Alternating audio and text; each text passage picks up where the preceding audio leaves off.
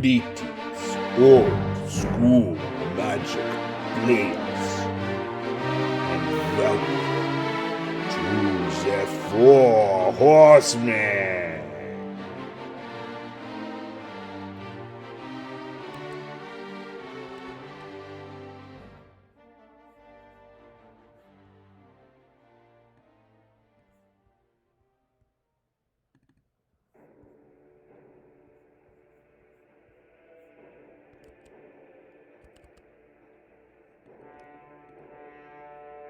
Greetings, old school magic players.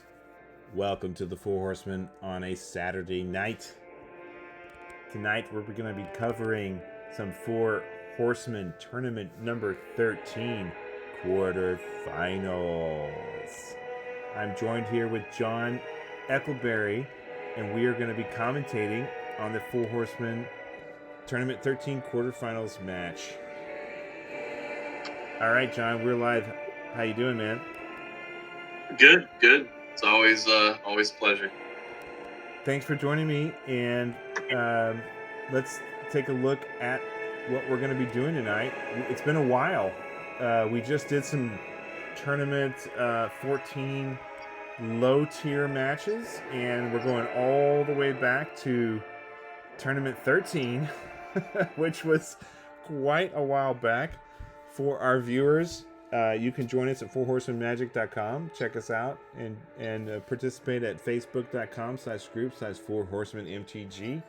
We are the only old school format that focuses exclusively on Arabian Nights, Antiquities, Legends, and the Dark, the first four expansions of the 1993-94 Magic the Gathering game. And this tournament number 13 ran March 29th through May 5th. Way back. Way back. And this was the first tournament where we did a recent update to the banned and restricted, so it kind of changed the game dynamics. It was a 5-week tournament and kind of took us through the spring. And we're going to be in the quarterfinals today. Let's take a look at the brackets. John, can you see the brackets here I'm sharing? Yep, I see them. All right. So, John, you and I were both in this tournament. I did not make it into the... Oh, I did make it into the semifinals. And you were also in this tournament. A lot of the regulars. I think this tournament we had we had 42 players. It was a pretty big tournament. And we even had You made it all the way to the semifinals, and then some douchebag knocked you out. Yeah, well, we're gonna cover that match, but yeah. So today we're covering the match of Philippe versus JS up here in the top, and it's a really interesting matchup. It's a Tax Edge Lightning deck versus a blue-white Army of Allah deck. Let's get into the deck pictures, and then we can queue up the videos. I like both these archetypes. I think they're both strong. This deck's pretty great. This red-white deck. I feel like it can come out really quickly. Can you bring the Tax Edge deck back up? Yeah. There you go. It's fast. It's I really like to see those Ifrits getting played. I think it's fun that those are kind of like Ball Lightning, 4 and 5. It doesn't have haste obviously, but it's got a big back end and it's really hard to kill. And I just like the synergy of all his little 1-drops with the land tax. He's happy to just drop a Brass Man or drop a Wolf early and then not really play any more lands. And then if they try to play the game where they don't play lands to trigger his Tax Edge, he'll just paper cut them to death with his little guys. Right. So they don't really have an option to do that. They need to just, ignore the land tax and worry about their own strategy. I also really like the King Suleimans in the sideboard here. We see so many Jins and Ifrits flying around in this format. He's a pretty potent and cheap answer. Yeah, and we haven't seen this kind of deck archetype make it past the semifinals before. You know, like it's Tax Edge is very strong in lots of other old school formats. And I know that Philippe and Peter worked on this deck together quite diligently and did a lot of tweaking and modifying. And there's some really very smart and I would say kind of discreet and very specific changes in this deck. Like the two Yidwin Ifrits, those guys are 3/6 blockers. It's like the best wall that can actually attack 50-50 percent of the time. The Tundra Wolves with the first striking and the Bloodlust, that 5 points of first striking damage. The Brassman, the genius behind Brassman, that creature can block Mistress Factories and any early weenies, and it can be bloodlusted. It's very smart to get this early damage in, so you can pull ahead and then finish your opponent off with the Land's Edge.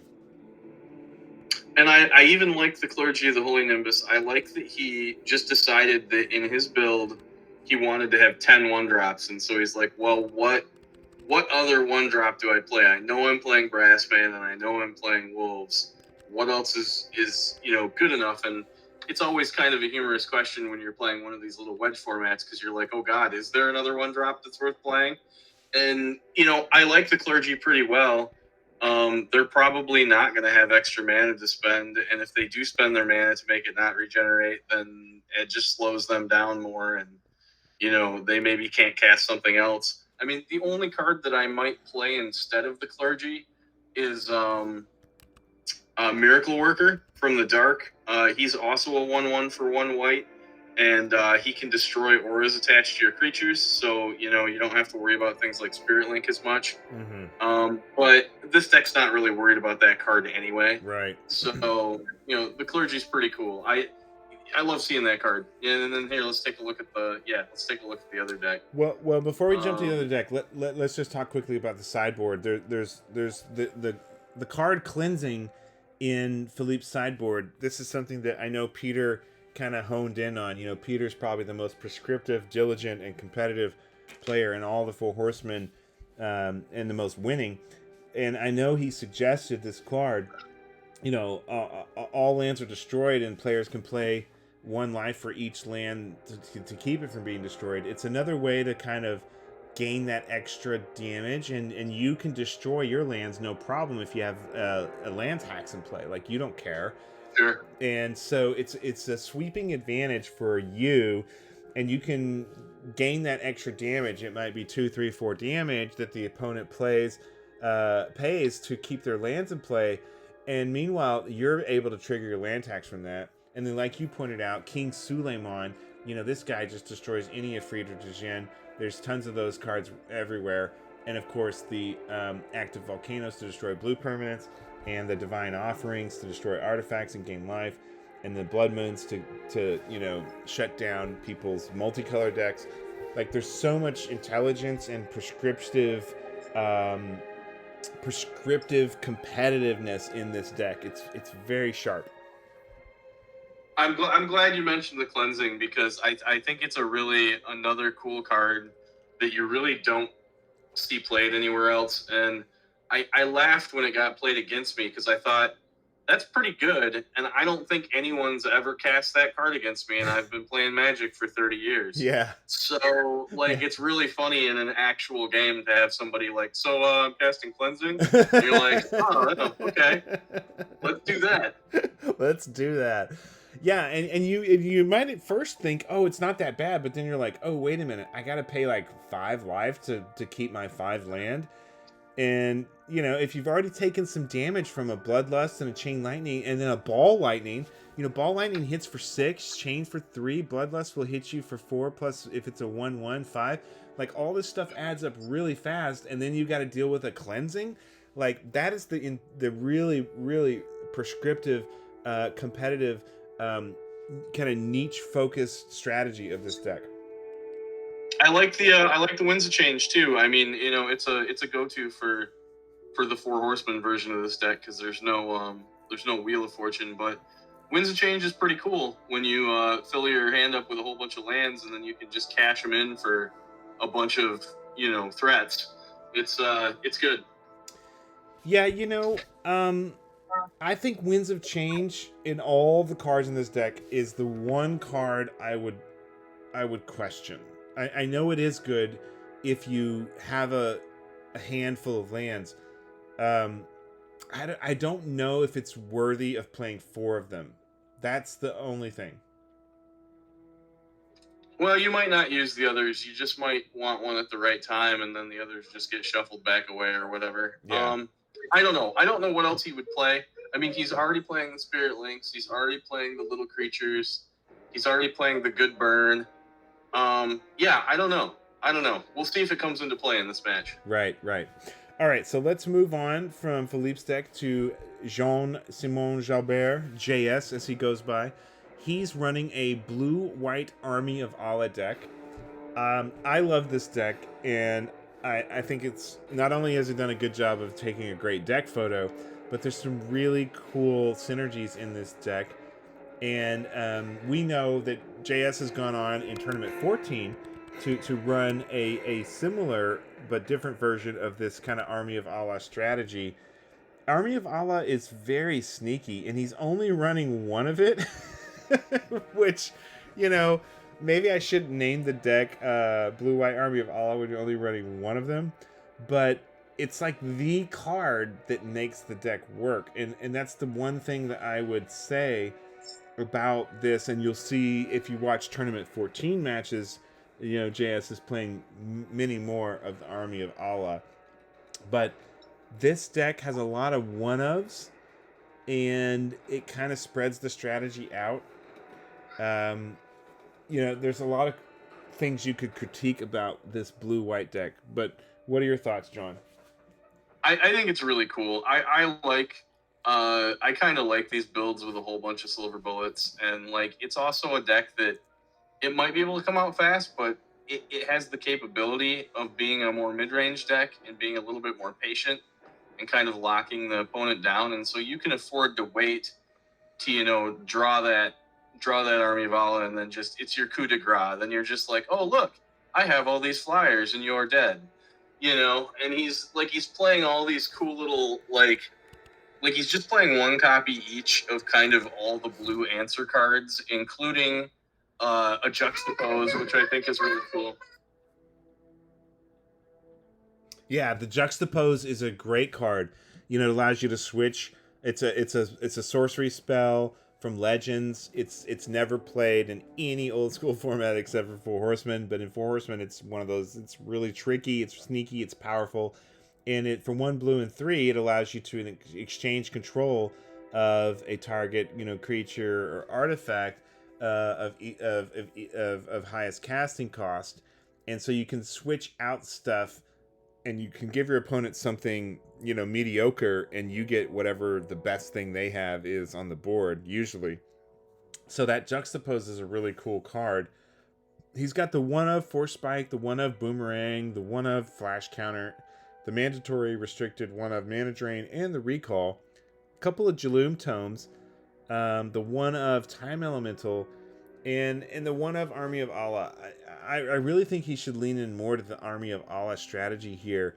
I feel like the deck is nascent, and it's an interesting idea, and it needs to be honed and fine-tuned. That's my feeling on this deck. When we played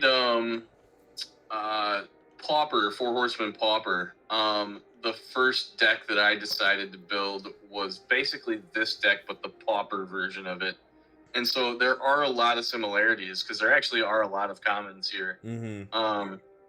But he just gets to kind of ratchet it up a little bit and have another layer of threats that I wasn't able to use, not having access to the other stuff. But I don't dislike this build. I think it's pretty good. I do think you're right that it's a little bit schizophrenic in that it doesn't really know if it wants to be a super aggro deck or if it wants to be like a mid-rangey control deck. I mean, I guess it can just do both depending on what he draws, and he's got some pretty good answers in his sideboard too. Like, I like that he's got those Presents of the Master, which is a card that we haven't seen a whole lot of, but I think we might see more going forward as the oppressive enchantment-filled decks rise to the surface. People were really worried about this format not having like a disenchant, but there are answers. There are some, and some enchantments you can kind of ignore, some you can bounce. But that just makes them all obsolete. And I haven't played it myself yet, but I definitely ordered some copies after this tournament. Yeah, it's a card that I'll probably have in my arsenal, going forward. Especially now that we got rid of Mana Drain, and I think there's a lot of decks coming to the surface. Like, well, you mentioned about Tax Edge. We've seen a lot of Tax Edge. Yeah, but it hasn't really won. Yeah, and I think if a person looked at this format and hadn't played it, they would just be like, "Oh, well, Land Tax is probably just like one of the best decks, and that's just winning all the tournaments." It's like, nope, like it really isn't. Yeah, like that's when you tell them, nope, mono blue has been dominating. They're like, what? Yeah, well, I think that might be over. I think the mono blue might be coming to an end here. I mean, I still think it's a good deck, but people are hip to it now, and they're gonna counter it with something else. Yeah.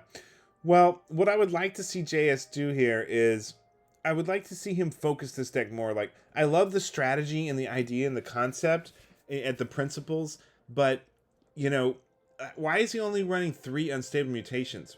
Why would you do that?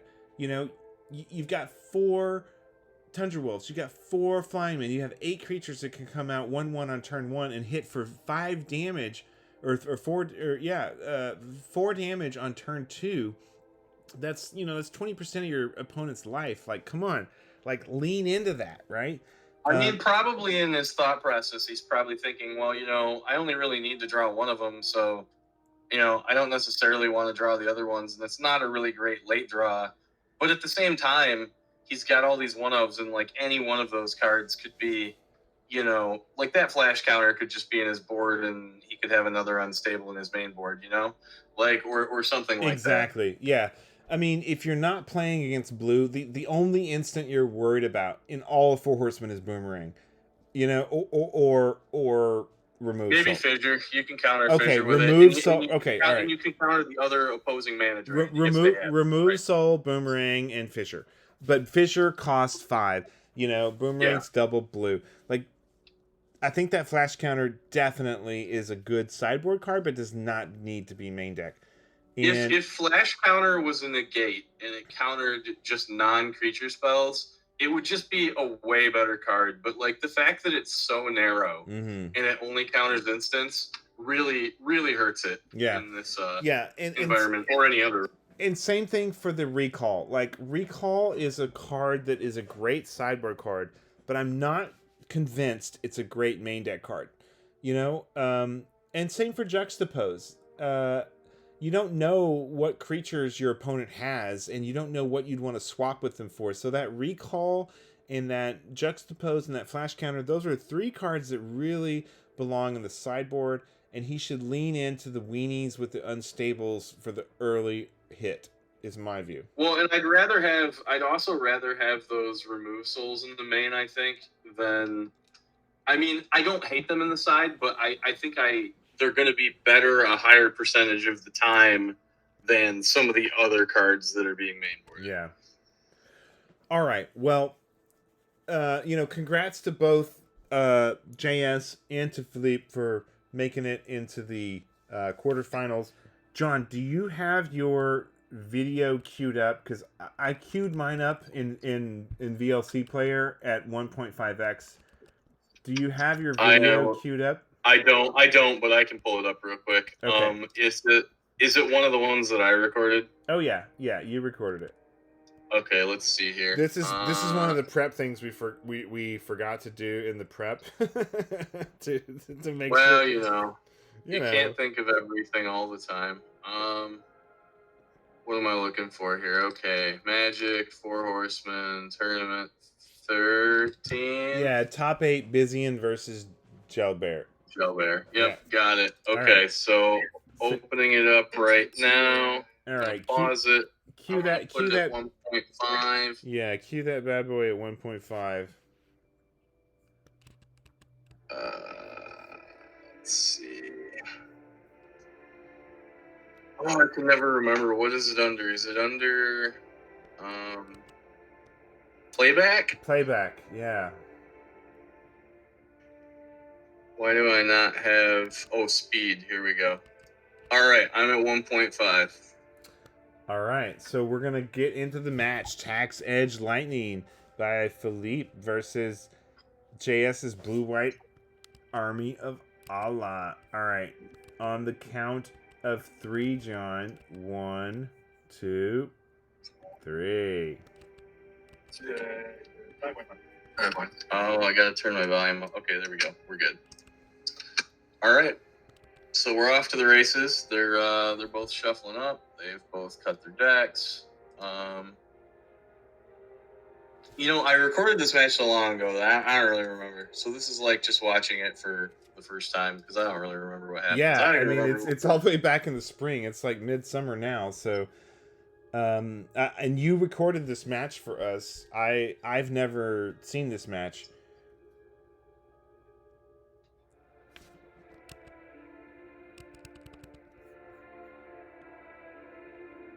We try to catch as many of them as we can. We were kind of joking before this that we don't have as many matches as we usually do for tournament 14.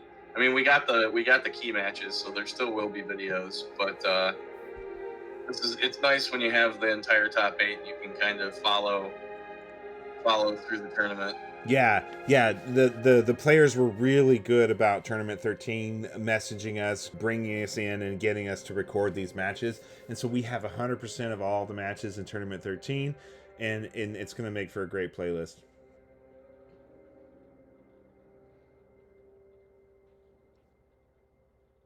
Okay, so we've got JS on the right. We've got Philippe on the left. Even at 1.5x, it seems like they're going a little slow, eh?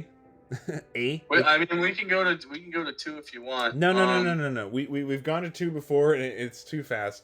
And it's too much. Yeah, we're gonna leave it at 1.5. All right, so while they're making all these decisions of how to start, oh look, turn 1 land tax is never bad. and then turn 1 land tax on the other side. Well, there you go.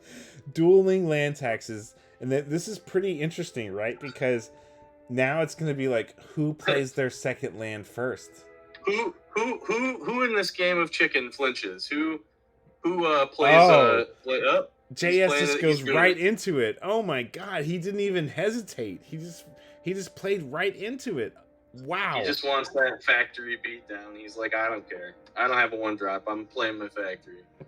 Wow. And these guys are in quarterfinals, so they have seen the opponent's decks. We've shared the deck photos. When we go to top 8, we always do that.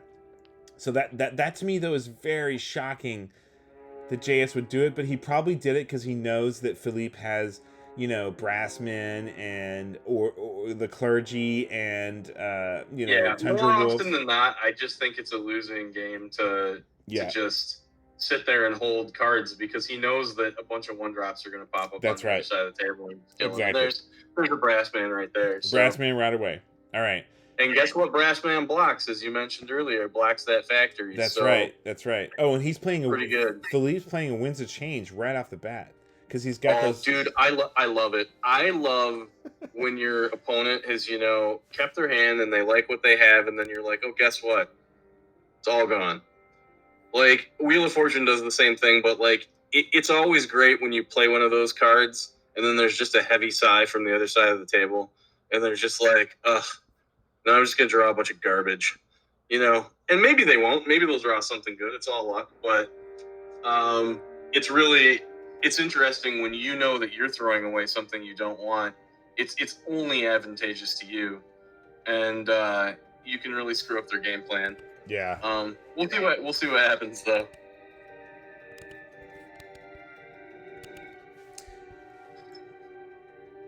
Flying Man's good. Evasion's good. That'll start poking in every turn. Yeah, there we go.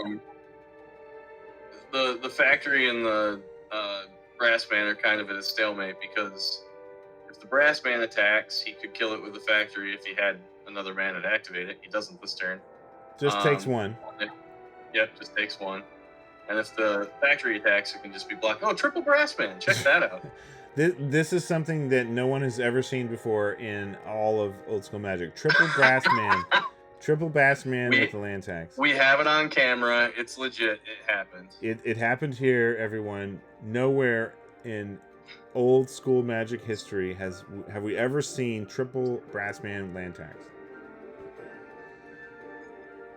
All right, so JS is keeping on the offensive. He's not afraid of that land tax. He's playing his island. He's unstable mutating the flying man coming right in. Wow. That's going to really turn the clock around on this game. That's right, because that hits in for 4 damage. So Philippe is down to 16 real quick. And, you know, Philippe's strategy, it depends on him getting ahead in the life count, because, you know, the biggest risk with Land's Edge is that your opponent has lands in their hand, too. If he doesn't have a Chain Lightning to kill the Flying Man next turn, that card's going to represent 10 damage unchecked, those 2 cards together. And so, yeah. I mean, that's a big deal to, like, cut his life total in half. Right. You know, for such a low investment of 2 blue. Oh, yeah. You're right. It's, this is interesting.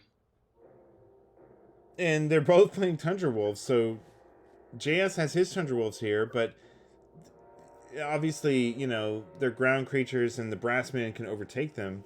So Philippe's going to come in with all of his Brassmen and just hit him for 3 damage. Boom! It's like a lightning bolt. I don't hate that, because I think that if it's a race, you have to press damage when you can. But I think I might have left one Brassman. Yeah, one back. Yeah. Because now he's going to get cracked back with the wolf and the land and the flying man. So he's going to take 6, I think, this turn, which is not great for him. Why was JS shuffling his deck there? Land tax? No, couldn't have been land tax. I'm not sure. JS has 3 lands and Philippe has 2 lands. Why was JS like shuffling his deck there? I'm very confused. What's going on? Well, it's funny because Philippe also just cut his deck as well. So did we miss something? I don't know. I'm super confused right now. Like, what just happened? JS was shuffling his deck, and he was there a Windsor change that we missed? I think there might have been a Windsor change. Oh, a Windsor change. Okay. I think he Windsor changed, and then he okay, the that card makes over sense. it. All right, so he's coming in with his now the 4/4 Flying Man becomes a 3/3 Flying Man. So he's hitting him for 3 in the air and 1 on the ground. So he's hitting him for 4. So he wins a change, and then he strip mined the factory. The factory. Yeah. I couldn't see with the glare there that was a strip mine, but yeah. It is. That's a strip mine on the top of his graveyard. So quickly, JS is at 16. Philippe's down to 12. He attacks with the 2 Brassmen and holds 1 back, like you were saying. Oh, and he chain lightnings that flying unstable flying man, and there you go. Now Philippe's right back in it. So these guys have both been big supporters of this format and played in many of our tournaments. Yes. They're both Canadians, so they're both in the they're up there with Peter in the Canadian cadre of Four Horsemen players. That's right. Yeah, we have a bunch of Canadian players. It's kind of funny. It's like, I don't know why Four Horsemen is popular in Canada, but it is. Now, this is interesting. The 3 Tundra Wolves create a 3/3 first strike possibility, and those Brassmen cannot get through. Yeah. Okay, so Philippe plays a Tundra Wolves as well. Interesting. I mean, it's pretty close. It's 12 to 16. Nobody's being able to trigger land tax. Now it's a real land tax war as to who's playing what first. Okay, there's the unstable. That's what we were looking for JS. Now he's got a 4/4 first striking wolf that just gets, you know... Oh, okay, so he just blocks with the Brassman. Yeah, he saw the writing on the wall there. He can't take that. He's going to have to just jump. Right. I mean, these decks have so many similar cards between the Tundra Wolves and the Land Taxi. You're just like, So next turn he'll have a 3/3 first striker, which is still good. But the turn after that, when it's a 2/2, it's not going to be any good anymore because Brassman will just be able to block it. So like, the game's definitely not over. It is interesting to see them both sitting with 2 lands and no one really willing to play anything else. There's that Tundra Wolf number like 5 or 6 between the two of them in this game. Yeah, Tundra Wolf number 4 for JS, and he's coming in with the 3/3 first striker and the 1/1. Oh, look at this Bloodlust on the. Ooh. Oh, so now the Bloodlust becomes a 5. I mean, they do both die, but that was pretty cool. That was sneaky. That Bloodlust makes Philippe's Tundra Wolf a 5/5. It takes out the unstable Tundra Wolf on JS's side, so it kind of even things out a little bit. And there's Brassman number 4. Brassman number 4. What a game. Tundra what a game. Wolf It's just all Brassman and Tundra Wolves. All Brassman and Tundra Wolves, and both have land tax. Wait. Like, what's going to happen here? 16 to 12. Somebody's going to have to crack and play another land, but, Yeah. like, I don't know that they even have anything to cast. So, like, I don't know. We're definitely at a stalemate, though. Okay, so I guess he's not going to block Brassman with a Tundra Wolf, though, right? So here come the Brassmen now. now he's gonna play a clergy. Nice. So Philippe gets in for 2 there, and now it's 14 to 12. It's still incredibly close between these two. Clergy's not particularly good here. I mean, I imagine he'll probably pay to untap both of those Brassmen next turn and swing with them again. Yeah. So now JS needs to really start thinking about, hey, do I want to play more lands and try to play, The question is what would he play? What would he else. play? Look, he's tapping his fingers. What would he play that would give him an advantage? Oh, Spirit. Well, he has Serendibs, right? He does have dibs, yes. Well, let me go back and look. A 3/4 flyer here would be pretty good.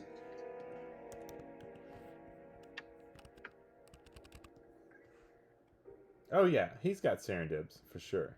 Yeah, and he's got like a Preacher would be okay here because you could steal a guy every turn and attack with it, and then eventually dwindle his army down. I don't know. There's some outs, but there's another land tax which I don't think really matters. That's really funny. He's the guy that's Spirit Linked. He's marking it with another card, and he's marking it with one of my micropros. Really funny. I like that back, and you almost never see that back because we're normally seeing the front of the card. But well, there was a game that Micropros made called Magic. Yeah, that's what those cards are from. That's what those images are from. Yeah. They're from the video game, and that's how we got those images where the actual Magic artists did the token art. So like I didn't create the art or anything. I just stuck them I just printed them up and made a back for them. Well, it's a tight game right now, 12 to 14, and a lot of similarities in the cards that have been played. Who is going to break the stalemate? Oh, well, JS broke the stalemate there by playing that island, right? What do you play it for if you don't have a dib though? If you don't have a dib, you shouldn't play it. And I think if you don't have a dib, you should hold it in your hand. I agree. He's giving Philippe a ancestral recall here. I don't agree with that play.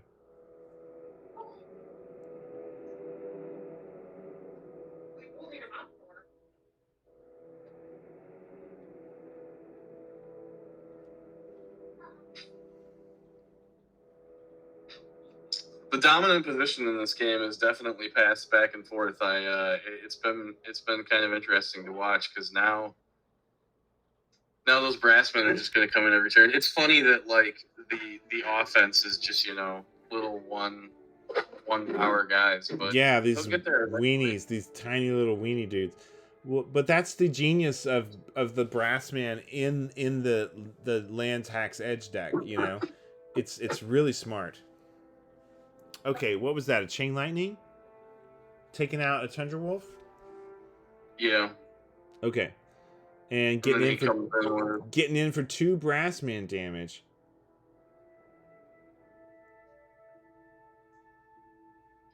Oh, Azure Drake. Looky there.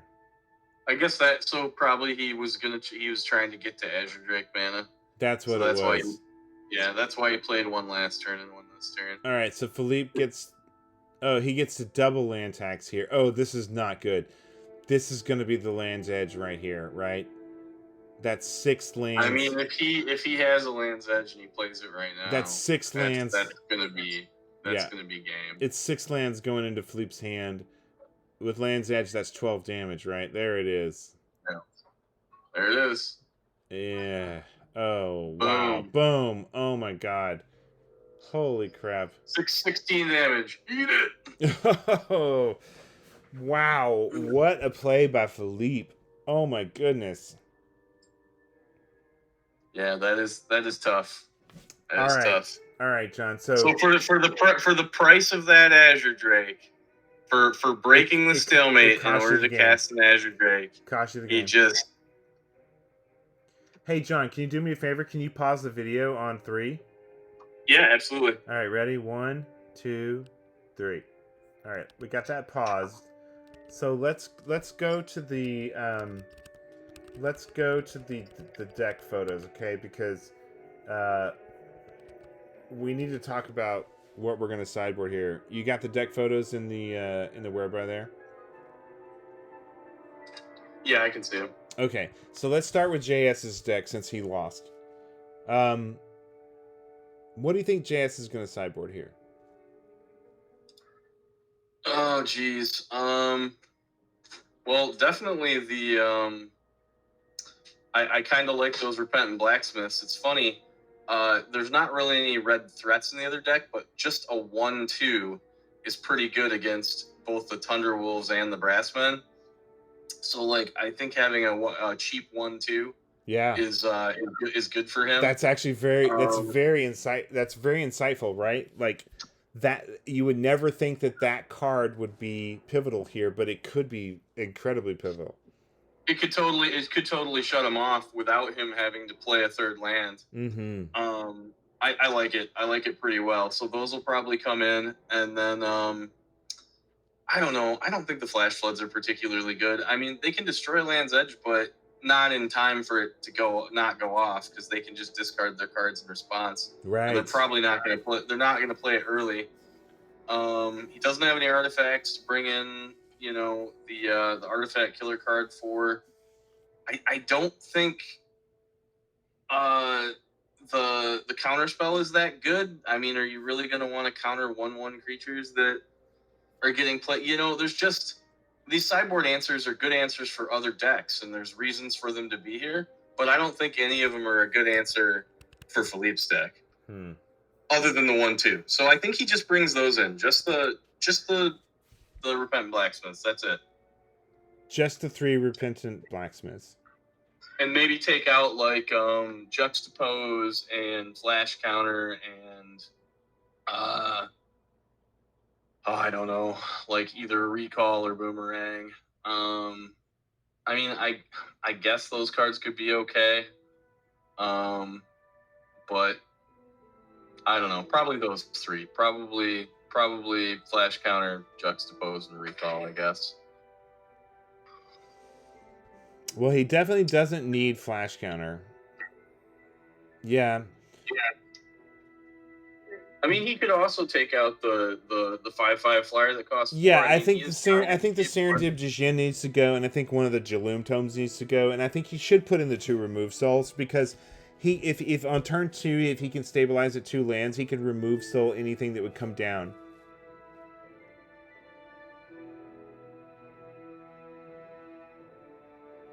John, let's take. Yeah, sorry, I had to step away for a second. Let's. What did you say, Chip? What I was saying was, I definitely think that the Serendip Jin and one of the Jaloom Tomes can also be sideboarded out. Also, that pretty safely, I think. Yeah, because you don't want to. You don't really want to get to 4 mana. Yeah.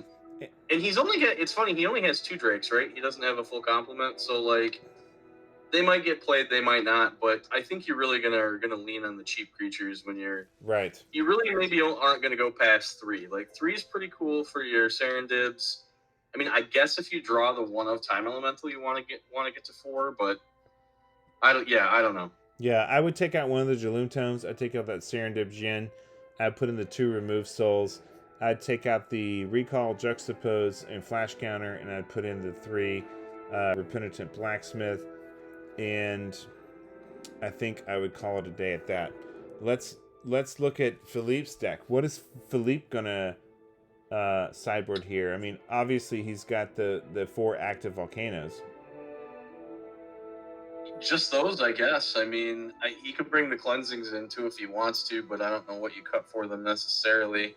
I mean, I don't think that the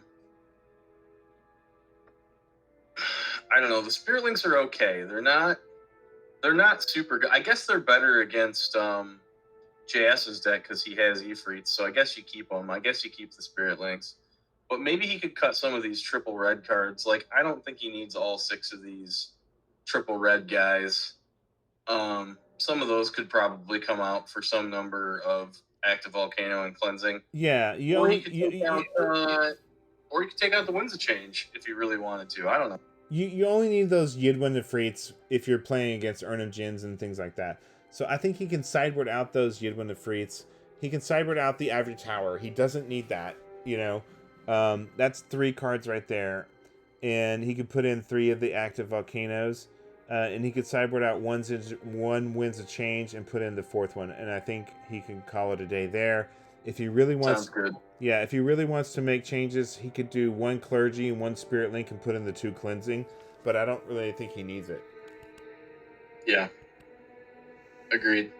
Okay, so let's go back to the video and we'll do a countdown. This is the second match that we've watched today where I feel like the sideboards just weren't as strong against. They're strong, but not against the matchup that they're playing. Right. You know, just nothing to bring in really. Those active volcanoes will be good though, I'm sure. All right, John. So I'm going to count you down. And we're going to click on 3. Okay. Sounds good. All right. 1, 2, 3. All right. So these guys are going to sideboard for a second. We've already kind of done the review. I'm going to take this chance to grab another beverage. I'll be right back. Sounds good.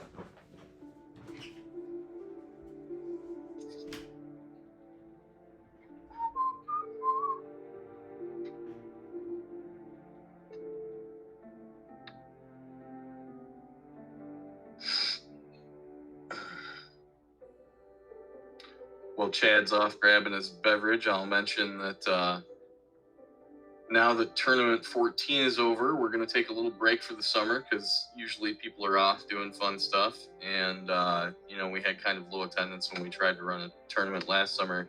But in lieu of that, we are going to be running a summer league. So if people still want to get games in, there is going to be information about the summer league pretty soon. I'll probably get that up tonight or tomorrow. And so we can have some fun, brew some new decks, you know, hone our current strategies and future strategies for the eventual Tournament 15, which will probably be in late August. I always like to see 3 games if possible. I hope JS wins here, if nothing else, just so that we can go to game 3 and see some good back and forth. Having them both play land tax turn 1 last time, you know, made for an interesting standoff. We'll see if they both get that lucky this time, or if one of them gets the early tax and gets the advantage.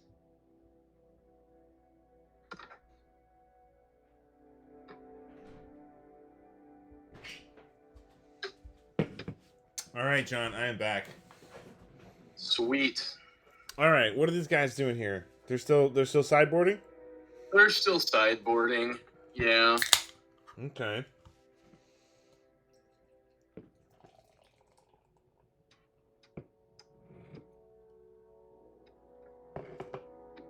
I don't think it's that complicated, really. I mean, maybe they're just hemming and hawing about a card here or a card there, but I really do think that JS should just bring in the 3 blacksmiths and call it a day. Yeah, it's not a particularly good matchup for JS, you know? It's actually a particularly bad matchup for him. Don't you agree? Yeah, I think so. I mean, at least he has some leeway against it. You know, he's got his own wolves and he's got his own cheap guys, but I definitely don't think he's favored here. They're each doing pile shuffles. It's interesting. They're each doing 4 and 3. They're each doing piles of 7. Huh. And they both have blue sleeves. Well, maybe it's a Canadian thing that we don't know about. Oh, yeah, it's a Canadian thing, eh?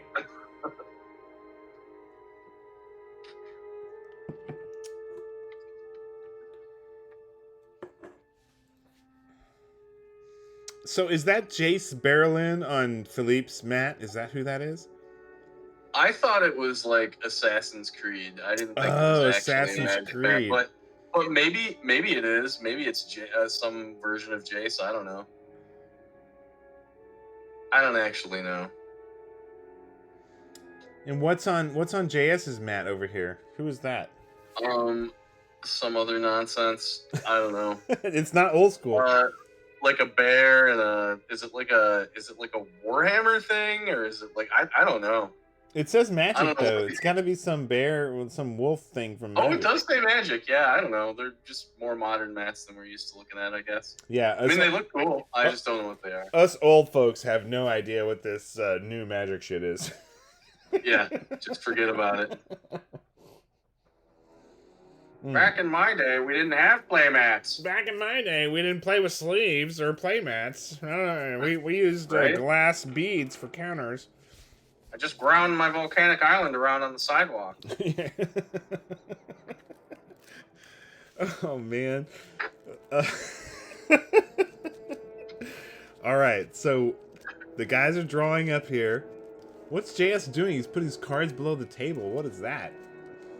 It's a mulligan. It's a mulligan. Oh, he's mulling. He's like, this hand sucks. Oh. Well, I mean, I do think mulling is like kind of important here because like if one of these guys gets an early land tax and the other one doesn't, like it could be a problem. Or maybe if you don't get one, you just do your best to ignore the other guy and just play land every turn, start hitting your Ifrits and your Drakes, start cutting in for flying damage. Well, you know, I don't know. Well, you know, John, you play a card in your mono blue deck that counteracts all this land tax shit, and that is Felwerstone. You know, neither of these guys are playing Felwerstone, and the counter to land tax is Felwerstone. Yeah, I like it pretty well, and I don't know. It's nice to have. It's nice to have in these matchups, because you can get away with having, you know, you can get up to 3 or 4 mana, but only have a couple lands on board. Yeah. All right. So JS is taking his mulligan, and he's going to put one on the bottom here. And JS lost the first match, so he's going first. So he's going to be starting with 6 cards. Oh, wait. Is he double mulliganing? He put 2 on the bottom, John. Did you see that? I definitely think that JS's deck would benefit from Felwerstones. I don't know if Philippe's would or not, but like I don't hate it. Like it's a solid card either way. But John, did you see it's the only mana rock we got in this format. It only costs 2 to drop it, so like it's pretty good. John, did you see that JS put 2 cards on the bottom, so he double mulliganed? Yeah, double mulligan. It's brutal. I feel bad to see that. Yeah, I mean that's almost game over right there. He's double mulligan. He's starting with 5 cards.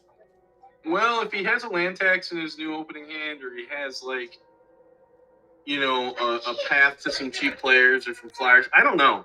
It's tough. It's tough to come back from. First turn Tundra Wolf, not land tax. Oh, and there's a first turn Tundra Wolf for Philippe. What do you know? Tundra Wolf versus Tundra Wolf. Welcome to Four Horsemen, everybody. Okay, so he plays his island right away, so land tax is going to be triggered no matter what. Oh, and he unstables that. Oh, and he Spirit Links. Oh my god.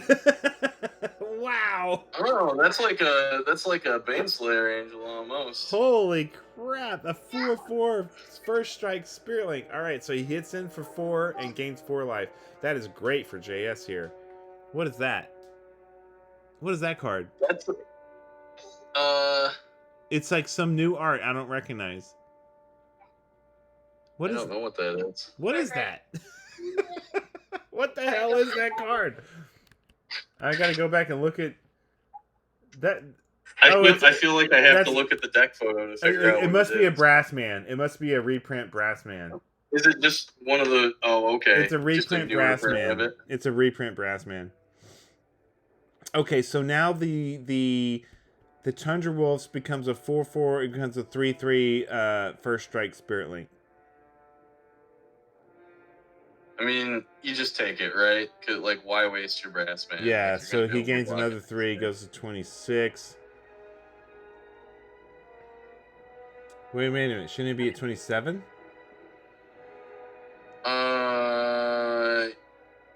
Oh, maybe Philippe. Maybe Philippe. No. Take one. Well, he attacked for 4, so he would be 24, and now he attacks for 3, so he should be at 27. But I think he cracked back with the Tundra Wolf for 1 to take him back down. But then the Tundra Wolves would be tapped. Well, it was tapped at the beginning of this turn. Oh, what happened? A chain lightning right away. Oh man, it just like wipes out this triple. It's a 3-for-1. It was a 3-for-1. Ooh, a 3-for-1. Brutal. And 1 mana. That's brutal right there. New plan, and he gets the land tax that's going to be active. Did he just take a land back into his hand? Maybe. Maybe he thought about playing one and decided not to. Because he didn't want to trigger his land tax. I don't know. It was sitting out there for a while, though, wasn't it? Maybe not. He didn't play anything in between, so I guess it doesn't matter. This is a little bit disheartening. Yeah, I feel like this must feel really disheartening on JS's end right now. Yeah, he started off so strong, and now he's like, oh shit, I'm fucked. And he's got a Tundra Wolf just beating him up. A 1/1. Yeah. Oh, so he plays the land. He plays into the land tax. And no Serendib Efreet? What? What? He's probably got another 4-drop. It's probably just like last game where he's like, just gotta power through and get to 4 lands. But this is where Fellwar Stone would be really good, right? He could have played a Fellwar Stone and then this is why you gotta play Fellwar Stone. Without triggering the land tax twice. That's right. I mean, he's gonna end up triggering it twice if he plays another land next turn. Oh man, so Philippe just gets an Ancestral Recall here. 3 lands straight to his hand. Ugh, it's brutal for JS here. Yeah, it's rough.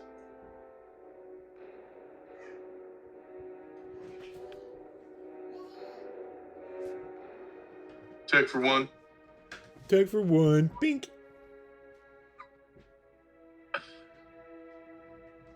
What else has he got? What's he got? All right, so here comes an Azure Drake or something. Oh, Presence of the Master. Shit. Well, that's pretty funny. I mean that will stop Land's Edge. No land now. He can't play Land's Edge. He can't play Spirit Link.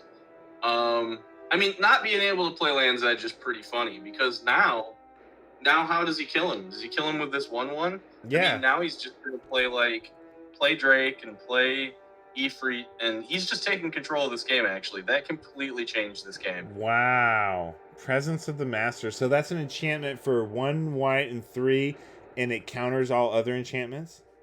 Yep, that's right. And if you see JS on Discord, his avatar is indeed the art from Presence of the Master. He loves that card. This is great because now, like, even if he gets a whole bunch of lands from land tax and like wins the changes or something, like, it just doesn't hurt JS as much because there's not really anything threatening in Philippe's deck if he can't use Land's Edge. Like there's just a bunch of weenies. Like Hmm. I don't know. Like I think that actually might have turned this whole game around. And I didn't even say he should bring it in when we were talking about the sideboard card. Yeah, we missed Like it. I didn't even think about it. It just completely turning off the main strategy of the other deck. And there's an Azure Drake. Oh, and there's an active volcano. That's all right. He's probably got another Azure Drake or an Ifrit or something. As long as he can stabilize here and not die to all the little weenies over on the other side. Well, there's a Yidwin Ifrit. Ooh. See, that right now could be a problem. Yeah. Like, that 3 attack every turn could be a real problem. Well, but it's a 50-50. You have to flip a coin, and if it attacks... No, this is the good one that can attack every turn, but you have to flip to block. Oh. The other one, the 6/3, is the one that has to flip to attack. Oh. And okay, so that'll block the 3/6, but he'll still take 1 every turn. But that's pretty good because he probably won't attack into it with the other little guys, or maybe he will. I guess he can swing with everything, and JS will block the 3/6, and then he'll take. See, I would have attacked with everything here. I would have attacked with everything there, I think. Because he's at low enough life, maybe, to get that extra 2 damage. Oh! What's his takebacks? What's going on with these takebacks? Well, he said he played a card which I thought, and was he took it back. He took it back because he pointed to Presence of the Master and said, "You can't play that." It's enchantment. Oh, and now he's attacking with everyone.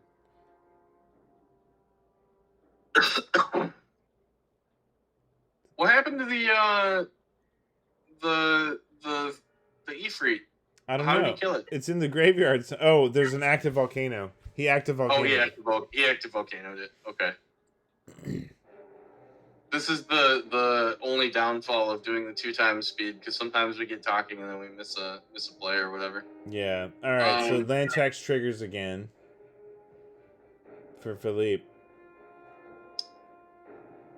I mean, it's not looking good for JS here. I mean, he's a very low life. Well, he's got the Preacher now, so he can start stealing guys. Next turn, I guess. He's got the Factory to block. He can make the Factory a 3/3. But that Yidwin Ifrit is really turning the tides here, the 3/6 guy. It's a bit of a problem, no doubt.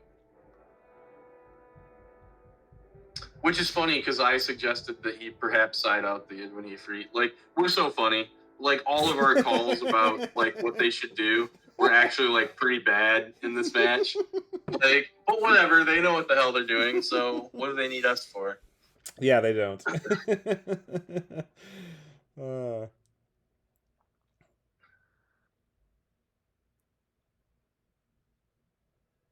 I'd like to see JS stabilize and pull out here and then go to a game 3, but I don't remember if that happens or not. It'd be nice.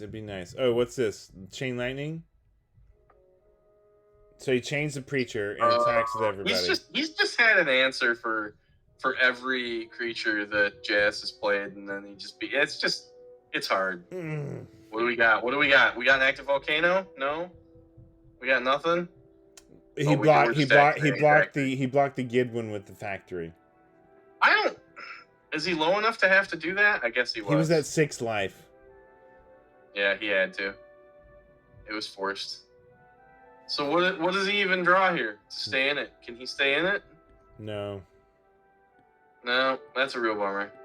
I thought that Presence of the Master play was genius, because I was like, oh my god, what's he going to kill him with now? Now he just plays a bunch of flyers and just wins. Right. But Philippe was able to drop a 3/6 that the Yidwin Ifrit won that game. I think so too. Wow. All right. Very interesting. Well, okay, so that was an interesting match. Let's switch back over here.